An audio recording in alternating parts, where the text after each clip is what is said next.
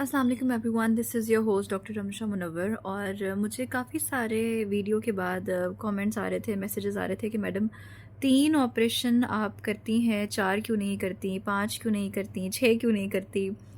लोगों का दिल करता है ज़्यादा बच्चे पैदा करने का, तो ये गलत क्यों है, क्या इसके रिस्क हैं, क्या फ़ायदे हैं, क्या नुकसानात हैं, थोड़ा सा ना इस पे बता दें। तो मैंने कहा चलो एक वीडियो बना लेती हूँ डिटेल में, ताकि आप लोगों को पता चले कि मैं क्यों कहती हूँ कि 3 ऑपरेशन के बाद बच्चे बंद करा लिया करें या 4 के बाद बंद करा लिया करें।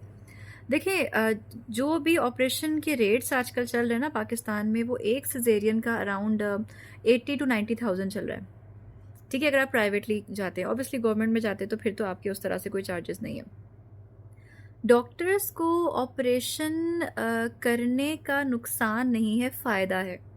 ठीक है, अगर आप पैसों की बात करें और एक डॉक्टर के पॉइंट ऑफ व्यू से बातें करें, लेकिन फिर भी हम आपको क्यों कह रहे हैं कि 3 से ज़्यादा ऑपरेशन ना कराएं या 4 से ज़्यादा ऑपरेशन ना कराएं, उसके पीछे एक वजह है।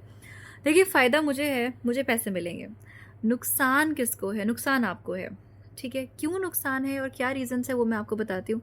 देखिए, सबसे पहले इस बात को अंडरस्टैंड करें कि जो यूट्रस है ना, जो बच्चा दानी है, जहाँ पे आपका लाइक पूरा प्रोसेस 9 मंथ्स आपका बच्चेदानी का साइज़ बढ़ता है, बच्चा उसमें रहता है, आपका एमनियोटिक फ्लूइड है, अवल है, सारा कुछ है। ठीक है, इस बात को अंडरस्टैंड करें कि वो एक मस्कुलर ऑर्गन है। ठीक है, उसमें कोई हड्डी नहीं है, वो एक गोश्त का बना हुआ एक ऑर्गन है।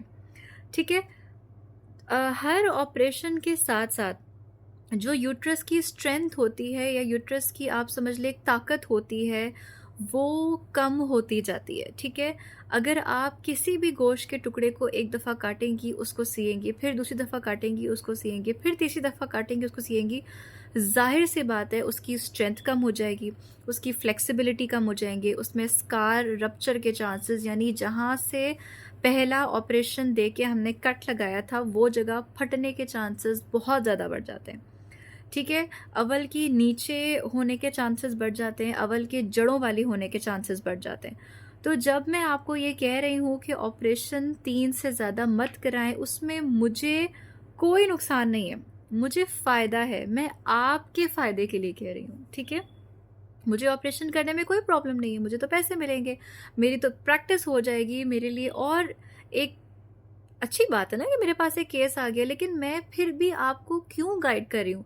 बिकॉज बीइंग अ डॉक्टर, ये मेरी रिस्पॉन्सिबिलिटी है कि मैं आपको सारे रिस्क, सारे नुकसानात, सारे पॉजिटिव एंड नेगेटिव्स पहले बता दूँ। ठीक है, प्लीज़ काइंडली अपनी सेहत को अपनी फर्स्ट प्रायोरिटी बनाएं। डेफिनेटली सबका दिल करता है बच्चे होने का, बट जो आपके पास बच्चे हैं, आपके पास 3 हैं, 4 हैं, जो भी आपके पास ऑलरेडी बच्चे हैं, काइंडली उनका ख्याल रखें। काइंडली ये बात याद रखें कि अगर खुदा ना खास्ता आपको किसी भी तरह का नुकसान होता है, तो सबसे पहले आपके बच्चे सफ़र करेंगे। ठीक है, इस बात को मद्देनज़र रखते हुए ही नेक्स्ट अमल कीजिएगा, क्योंकि अगर अवल आपकी जड़ों वाली होती है, अगर अवल आपकी नीचे होती है, या बच्चादानी फटती है, या अवल फट जाती है, इन चीज़ों में से कुछ भी होता है, तो बच्चा पेट में फौत हो सकता है, बच्चेदानी निकलवानी पड़ सकती है, बेहद खून पड़ सकता है, और आप शॉक में, वेंटिलेटर में जा सकती हैं, खुदा न खास्ता डेथ भी हो सकती है। तो प्लीज़ ये सारे रिस्क हैं, इन चीज़ों को मजाक ना समझें, इन चीज़ों को ऐसे इग्नोर ना करें, इन चीज़ों को बहुत केयरफुली समझ के, अंडरस्टैंड करके ही नेक्स्ट प्रेगनेंसी करें। Because being a doctor, again मैं आपको ये बात कहती हूँ कि ये मेरा काम है कि मैं आपको समझाऊँ, मेरा काम है कि मैं आपको हर नेगेटिव्स, हर रिस्क से प्रॉपरली इन्फॉर्म्ड रखूँ। उसके बाद ऑब्वियसली ये आपकी विश है, आपकी चॉइस है, आपकी ख्वाहिश है कि आप क्या करना चाहती हैं। ठीक है, थैंक यू।